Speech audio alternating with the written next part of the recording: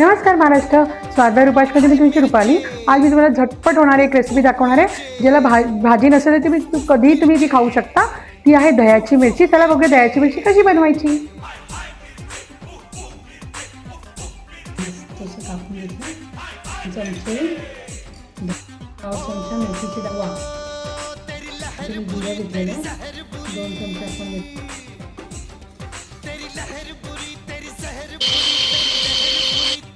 तेल आधी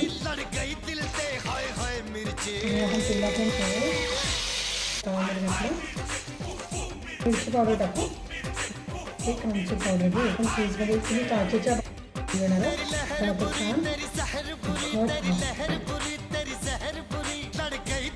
मस्त अशी तिखट आणि अशी मस्त तिखट आंबट ही मिरची झालेली आहे। तुम्ही पण घरी ट्राय करा आणि जर तुम्हाला रेसिपी आवडली असेल तर माझ्या चॅनल लाईक करा, सबस्क्राईब करा, शेअर करा। Bye bye.